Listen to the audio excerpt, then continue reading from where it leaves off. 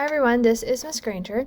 In this video, we're going to go over the second part of the Holocaust notes. This will be on the top of the second part of your notes, starting with the Nuremberg Laws. Remember to follow any steps that your teacher has said about using colors to color code the information.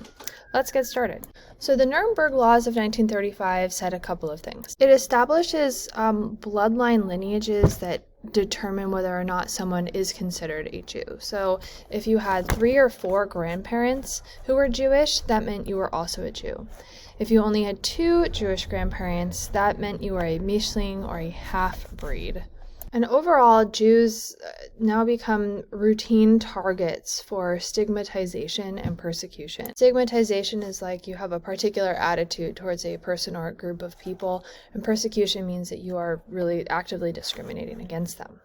These laws and these attitudes really culminated in Kristallnacht, or the Night of Broken Glass, which happens in November of 1938. We see things like German synagogues, Jewish synagogues were burned, windows in Jewish shops were smashed. Generally, Jewish businesses are destroyed in some way or another. We also know that over 100 Jews were killed on Kristallnacht, and thousands more were arrested. Many people were beat. Destruction was pretty devastating.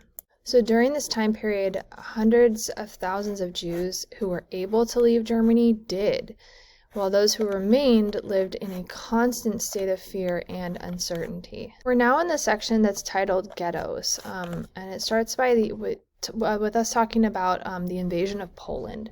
So we know that in 1939, Germany invades Poland, takes over Poland.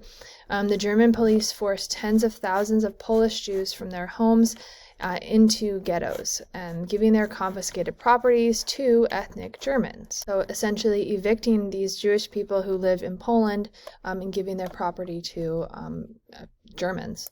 So these Jewish ghettos were kind of like neighborhoods in a sense, but they were surrounded by really high walls and by barbed wire to keep people in.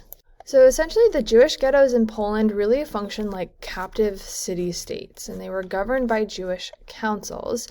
However, there was widespread unemployment, there was poverty and hunger, and there was overpopulation, too many people, and this made the ghettos just breeding grounds for diseases, one of which was typhus. So starting in the fall of 1939, Nazi officials select about 70,000 Germans who were already institutionalized for mental illness or disabilities, and they said that they should be gassed to death in this so-called euthanasia program. Euthanasia is this practice of intentionally ending someone's life in order to eliminate their pain and suffering. So the Nazis thought that people who had mental illnesses or who had certain disabilities should be euthanized or put to death because it would then eliminate these people from the population, and Germany would move towards this, again, ethnically pure Aryanization. But actually, some prominent German religious groups really protested this process. So Hitler actually put an end to the euthanasia program in August of 1941. But the killings of the disabled continued in secrecy. And by 1945, almost 275,000 people who were deemed handicapped all over Europe had been killed in programs such as this. Let's move on and talk about Nazi expansion during this time as it relates to the Holocaust. So we know that in 1940, the German army expanded Hitler's empire in Europe by conquering lots of other countries. This includes Denmark, Norway, the Netherlands, Belgium, Luxembourg, and parts of France. The empire has really grown and expanded just like Hitler wanted it to.